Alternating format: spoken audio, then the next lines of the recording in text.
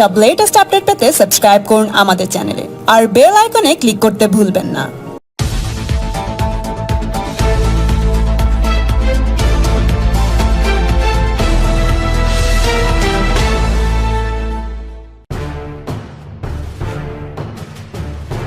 বিধান পরিষদ তৈরি করার জন্য রেজুলেশন 2/3 সংখ্যাগরিষ্ঠতায় যে কোনো রাজ্যের বিধানসভা পাস করতে পারে, কিন্তু চূড়ান্ত সিদ্ধান্ত নেওয়ার ক্ষমতা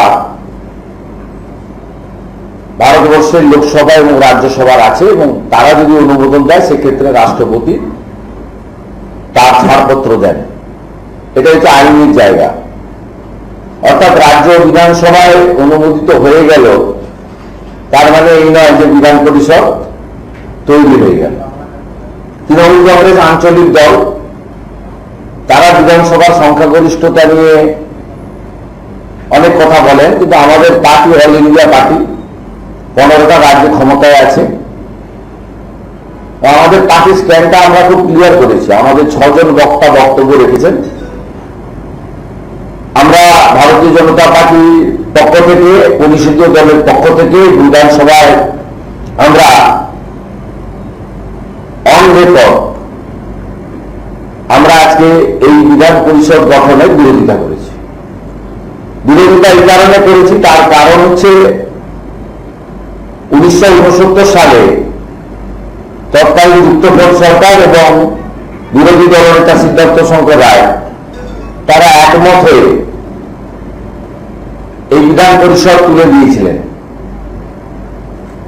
তার পক্ষে যে যে যুক্তিগুলো ছিল সেই যুক্তিগুলো আজও বিদ্যমান, বরঞ্চ বেড়েছে। সেই যুক্তিগুলো কোনোটা ঘাটতি হয়নি, বিশেষ করে অর্থনৈতিক দায়ভার।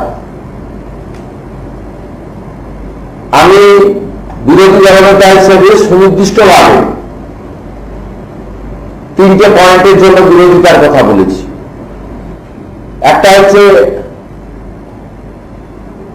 বিধান পরিষদ তার কার্যকরী ক্ষমতা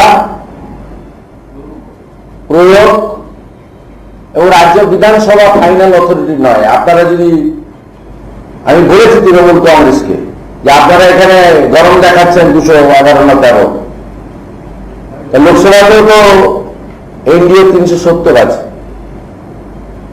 আমরা গরম দেখাতে চাই না, কিন্তু আমরা উল্লেখ করেছি যে ফাইনাল অথরিটি হচ্ছে পার্লামেন্ট। আমরা বলেছি এর কোনো প্রয়োজনীয়তা নেই, কারণ 436টা বিল, আমাদের সদস্য শঙ্কর ঘোষ শিলিগুড়ি তিনি তার বক্তব্যে বলেছেন 436টা বিল 1952 থেকে 1969 পর্যন্ত বিধান পরিষদে এসেছিল, যার 434টা বিল হচ্ছে বিধানসভার হবু, আর 2টোতে কমা পূর্ণচ্ছেদ লাগানো হয়েছিল।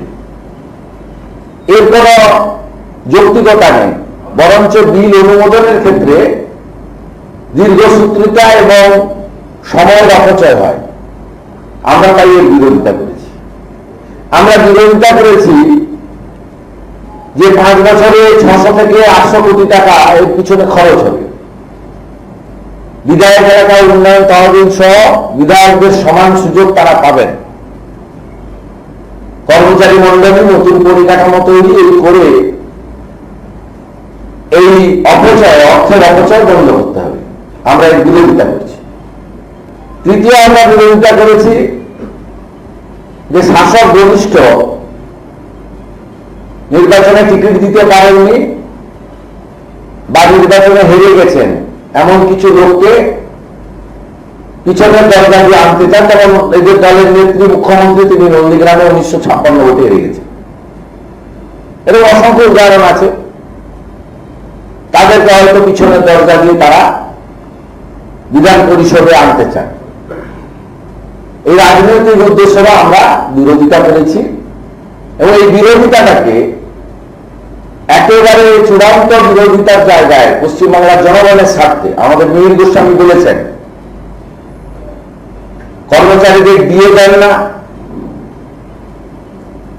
চুক্তির ভিত্তিতে থাকা বিভিন্ন স্তরের কর্মচারীদের, অস্থায়ী কর্মচারীদের ন্যূনতম বেতন, সমকাজে সমবেতন তো দূরের কথা, সংসার চালানোর জন্য ন্যূনতম বেতন দিতে পারেন না। প্রতি মাসে লক্ষাধিক মানুষ পশ্চিমবঙ্গ ছেড়ে বাইরের রাজ্যে চিকিৎসায় যায় 10 বছর পরে। ভেলোরের সিএমসি থেকে মুম্বাইয়ের টাটা ক্যান্সার হসপিটাল, বাঙালির মণিপাল হসপিটালের সামনে বাঙালিদের ভিড় দেখা যায়। 2011 সালে 5,20,000 লেবার ছিলেন পরিযায়ী, আজকে আপনার আমাদের 40 লক্ষ পরিযায়ী শ্রমিক হয়েছে, কাউকে চাকরি দিতে পারেন না। এসএসসি বন্ধ, টেটের ঘন্ট, আপার প্রাইমারি তার কেলোর কীর্তি, পশ্চিমবাংলায় বেকারদের যন্ত্রণা, 2 কোটি বেকার, 4,74,000 কোটি টাকা ঋণের বোঝা, যেটা 2 লক্ষ কোটি টাকা নিয়ে 11 সালে শুরু করেছিলেন। তারপরে এই বিলাসিতা আমরা সমর্থন করি না, তাই আমরা ভোটিং এ গেছি। 196 শাসকে আমরা 69 জন ভোটিং করেছি এবং আমরা এর বিরোধিতা করেছি পশ্চিমবাংলার জনস্বার্থে, যাতে তৃণমূল কংগ্রেস বিধান পরিষদে ভারতীয় জনতা পার্টির বিরোধিতা নেই, কোন রকম বিভ্রান্তি বাঙালি অবাঙালি কেন্দ্র রাজ্য কথায় কথায় তারা করেন। এই রাজ্যটাকে আলাদা একটা দেশ বলে তারা মনে করেন। আমরা সেই কারণে আপনাদের মাধ্যমে পশ্চিমবঙ্গের জনগণকে আমাদের যে মূল 3টি কারণ এখানে তুলে ধরলাম। না, নতুন করে তো গত 10 বছরে মোদীজির রাজত্বে একটাও নতুন বিধান পরিষদ অনুমোদন দেওয়া হয়নি। আপনার 23টা রাজ্যে নেই, এটা কেন বলছেন না? সুব্রত বাবু তার বক্তব্যে দ্বিস্তরীয় ব্যবস্থার কথা বলছিলেন, সেটা তো দেশের কোন বিদেশে কোন রাষ্ট্রে সেখানকার প্রবীণ সরকার যেগুলো আছে, প্রাদেশিক সরকার, সেখানে দ্বিস্তরীয় ব্যবস্থা নেই। তার একটা উদাহরণ দেখাতে পারবেন না। আমরা স্পষ্টভাবে এই কথাগুলো আজকে বলেছি। ও সবচেয়ে দুঃখের বিষয়, শাসক দলের একজন সিনিয়র মেম্বার তাপস রায়, তিনি অপোজিশন চিফ হুইপকে অপমান করেছেন। তিনি প্রধানমন্ত্রী এবং কেন্দ্রের মানব সম্পদ উন্নয়ন মন্ত্রী শ্রীমতী স্মৃতি ইরানি, তার সম্পর্কে তাদের শিক্ষাগত যোগ্যতা নিয়ে বলেছেন। আমরা পরবর্তীকালে আমরা সুযোগ পেলে জর্জিয়ার দপ্তরে আর দিল্লি ইউনিভার্সিটির এমবিএ নিয়েও আমরা প্রশ্ন করব পরবর্তী সুযোগ। दादा, आज जो विधानसभा में ये रेजोल्यूशन पास किया गया कि विधान परिषद का गठन होगा, बीजेपी की ओर से अपोज किया गया, क्या मुख्य कारण है कि इसको आपने अपोज किया? मुख्य कारण 3 है। विधान परिषद का कोई लीगल स्टेटस नहीं है। इसमें अभी जो महंगाई है, कोविड का सिचुएशन चल रहा है, जो बेरोजगार नौजवान का आंकड़ा धीरे धीरे बढ़ रहा है, इसमें विधान परिषद को मान्यता देना, नए तरीके से तैयार करना, फिनेंशियल की आर्थिक दृष्टिकोण से ये सही नहीं है, 1 नंबर। दूसरा नंबर,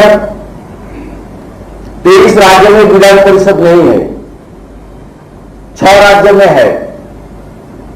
नया तरीके से विधान परिषद तैयार करके जो कानूनी जो सिस्टम है, बिल पास करना, बिल को रूल में तब्दील करना, इसमें ज्यादा टाइम, ज्यादा वक्त निकल जाएगा। ये स्मार्ट गवर्नेंस के लिए अच्छा नहीं है। और तीसरा,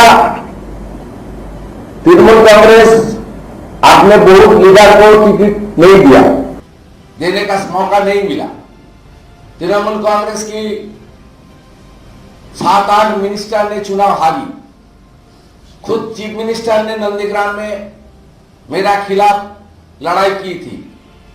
जिस नंदीग्राम में 2019 में टीएमसी का 70,000 लीड था, उस नंदीग्राम में टीएमसी की जो फाइनल वार्ड है ममता बनर्जी 1956 वोट में नंदीग्राम में चुनाव हारी।